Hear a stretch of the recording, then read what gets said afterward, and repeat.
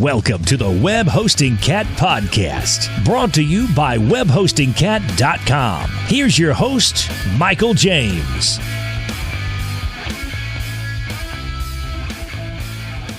Hi, everyone. To kick off Season 4 of the podcast, our friend David Vogelpohl from WP Engine returns to give us the latest on WP Engine, Gutenberg, and WordPress automation tools. All right, and now it's always a pleasure to welcome our friend, VP of Web Strategy at WP Engine, David Vogelpohl, for his third appearance on the podcast. Hey, David, how's it going? Good. Thanks for having me back on. I really appreciate being here again. It's a big highlight for you, huh? What's that? It's a big highlight for you, huh? It is a big highlight. It's my Web Hosting Cat interview at every affiliate summit. It's the peak of the affiliate summit for me. Cool. Let's see. Want to catch up on some things. What's going on with WP Engine? Of course, there's been some big updates with WordPress. One of the things I wanted to, we haven't talked about this before, but on the WP Engine website, the big focus is the digital experience platform. For those that might not be familiar with it, talk a little bit about that. What's that all about? Yeah, so Digital Experience Platform is really kind of WP Engine's next evolution. And really for us, it was a journey that began back in 2010, roughly 2009, when WP Engine was founded, and kind of our roots as a managed host. And over time, we kept adding features and capabilities to WP Engine that were beyond what a normal host would offer. And so what it kind of drove us to realize is that our platform was evolving to be more than managed WordPress hosting. Now, there are other digital experience platforms, including other open source digital experience platforms like Acquia, for example, which performs a similar function in the Drupal context. And so WP Engine essentially has positioned ourselves as a digital experience platform in two ways. One, taking credit for the work and features we had added leading up to this point, but also to create a North Star for us to say, well, what will WP Engine continue to become? What are the classes of features we'll add and why? And having that North Star building out our digital experience platform is a way to define that and a way to focus our efforts. Mm-hmm. Great. And there have been a lot of additions to the WP Engine web hosting lineup. One of my favorites is the inclusion of StudioPress themes, Genesis framework. Can you talk a little bit about that? Sure. That was a fun one for me in particular. Prior to joining WP Engine, I ran a Genesis agency for 5 years. So I had a lot of familiarity with the products, including the StudioPress themes, as well as using Genesis in an agency context to build out sites. So back in early 2018, the opportunity to purchase StudioPress and Genesis was made available to WP Engine, and I led our acquisition team internally. The team that did the diligence planning, or diligence, in other words, making sure all the revenue adds up, and other things, as well as what's called integration planning, in other words, preparing for integrating the business into the WP Engine business. After the acquisition, I lead the StudioPress brand within WP Engine. So in other words, all of the things Genesis and StudioPress, from the kind of revenue generation within the business to the products and marketing and so on and so forth. Mm-hmm. So for me, it was really fun and exciting to participate in all those things and to continue to participate in it. But I think for me, one of the biggest benefits of the acquisition was the level of investment we've put into those products. Genesis and the StudioPress themes are something that WP Engine wants to improve and grow, and we've almost or more than quadrupled the investment in engineering in those products since the acquisition. So there's a lot more R&D investment going into it than was previously done, and so I think that's good for the health of the products, and of course the ecosystem of people behind that who rely on those products to build stuff. And so as we think about the future, what will Genesis become? What will the StudioPress themes become, especially in a Gutenberg world? There's a lot of exciting opportunities. There's a lot of challenges and a lot of cool things to figure out. But one of the first things we did right after the acquisition was to make the StudioPress themes and Genesis free to all WP Engine customers. So this was a really powerful kind of asset or assets that our customers get to take advantage of. And my agency days, what I would do is I would have my customers choose from StudioPress themes, and then I would customize those themes as a way to get my projects done faster, have higher profit margin. And so now all of those themes and the Genesis framework are freely available, support for them is freely available to all WP Engine customers. Yeah, it's really the ideal marriage. Really, you got the awesome managed WordPress hosting, and just my personal opinion is the best things available in the market. Yeah, there was a lot of comments in social media that it was like peanut butter and chocolate. I think one person said my favorite framework and my favorite platform are now together. And I think, that's a fun part of it, but I think it's also a challenge. It's something to live up to. Is yes, people love these tools and them being together is nice, but how does it actually materially come to life? What does it mean that they're married? How can WP Engine support Genesis and the theme so that they still work on other platforms and don't only work on our platform? But yes, it's this notion of peanut butter and chocolate being great together, but it also presents this challenge of like, well, how do we live up to these expectations? And so that's what we bring to work every day is, well, how do we honor the community and what the businesses they built around this technology, but how do we make it actually true that them together is a better thing? You mentioned Gutenberg. David, what's your personal opinion of WordPress, Gutenberg? I think Gutenberg is an important evolution in WordPress. I think that prior to the Gutenberg release, there was a lot of fear in the ecosystem about what would happen. I think it was much to do about nothing, or much ado about nothing. When you looked at the rollout, when it occurred, and most people in the WordPress world have automatic updates of WordPress, so it got into millions and millions of sites very, very quickly. And the support impact that we've seen in the ecosystem, not only with WP Engine or StudioPress, but other hosts, other plugin providers, has been that it hasn't actually been that big of a problem. So I think from the fear perspective, in my view, we've gotten past that. Now, maybe not every person has gotten past that, but I would say that the fear that it's going to break WordPress, in my view, that's no longer a fear.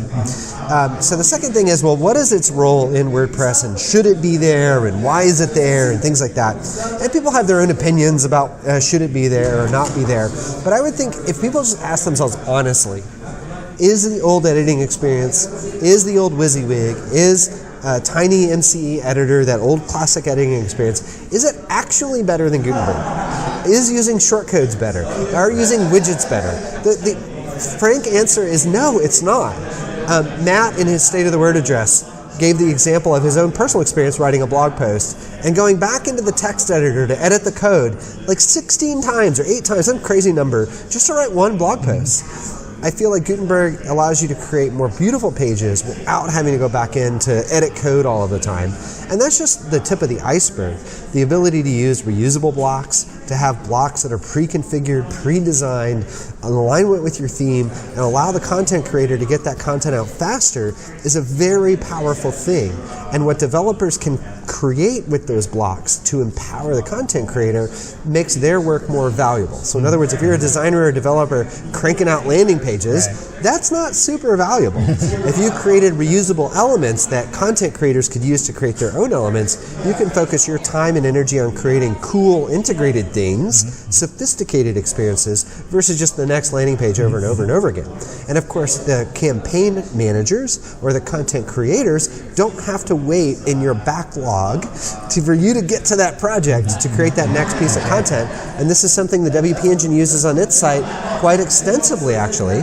And prior to Gutenberg, we used Beaver Builder for this, and now we're using Gutenberg in different contexts. We actually still use both, because I think both are good choices depending on what you're doing.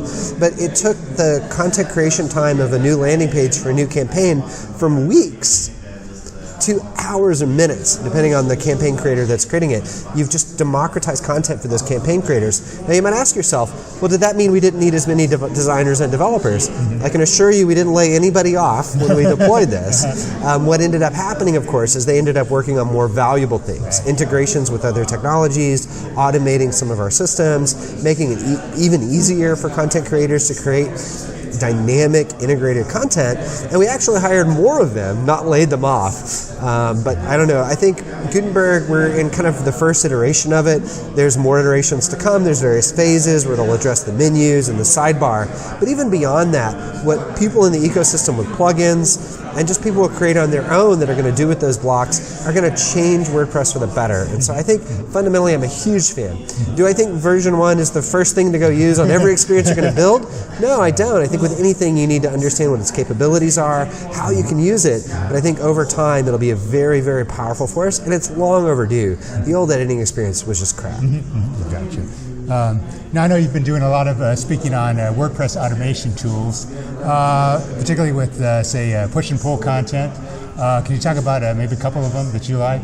Sure. So at Affiliate Summit, we did a presentation on automating content creation with WordPress. And we explored a few different areas with that. And I think some of my favorite ones were like Social Web Suite, which allows you to kind of automate your social media generation, what you're posting and how you're promoting content directly with WordPress. So as you're writing that post, you can schedule the tweet or the Facebook account. You can have multiple WordPresses tied into it. So especially if you're like an affiliate marketer with a lot of little niche sites, you can leverage that to have one social media management presence tied into your WordPresses. So that's a really powerful one that I like. My co-presenter, Brian Messenlaner of AppPresser, talked about WordAI, which is a way to feed keywords into an artificial intelligence that will generate AI-created content. Now, you might think, oh, well, some people are going out and creating a bunch of crappy content. Sure, people use it for that. But the way you really want to use it is to automatically create content via the AI that you go then and massage and edit and tighten up. So that way it looks like a human wrote it, and you've used AI to assist you in creating that content, but you didn't have to come up with it all on your own from the beginning.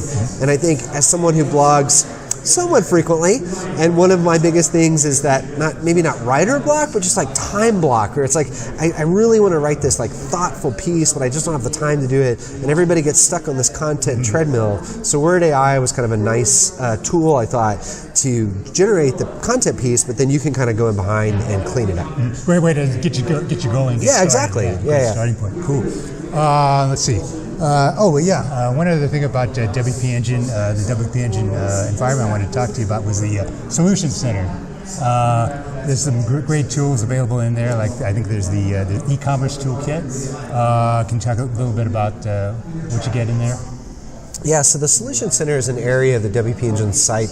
It's also surfaced in our customers portal, but what it is basically a curated area of solutions, largely plugins, but also SaaS providers and other kind of local development tools. And what we do is we actually have a team of WordPress developers who test each one of them. They look for code quality. They do some light security checking. They also do things like look at our customer support tickets to see if our customers have problems with the plugin. And then they also will work with the plugin authors to optimize their plugins for our platform. So our platform has very aggressive caching and security rules for page speed and to help keep your site safe. And so we work with those plugin authors to make sure that their plugins are compatible with our platform. But in addition to that, when we vet them and then verify that they're a quality plugin or quality solution, we then list them in the Solution Center. We're actually planning on expanding that, making that more visible for our customers. But if you go to wpengine.com/solution-center, then you can look at the list of solutions that we've curated. Again, super advanced WordPress developers doing that testing, making sure the plugin does what it says it does, making sure our customers don't have a problem with it, it's not popping up in support tickets, and then making sure that it's scalable and it's going to do what it says it's going to do. Thank you. Thanks, Michael. Always good to see you. Absolutely. All right. David Vogelpohl, everyone. The great David Vogelpohl. Always a pleasure having him on the podcast. For more information on WP Engine and the digital experience platform, visit the WP Engine website or check out our site at webhostingcat.com. And that'll do it for now. Until next time, this is Michael James wishing you the best for all of your website endeavors. Thanks for listening and take care. You've been listening to the Web Hosting Cat podcast. The preceding program is copyrighted 2019 by TuxCat Media.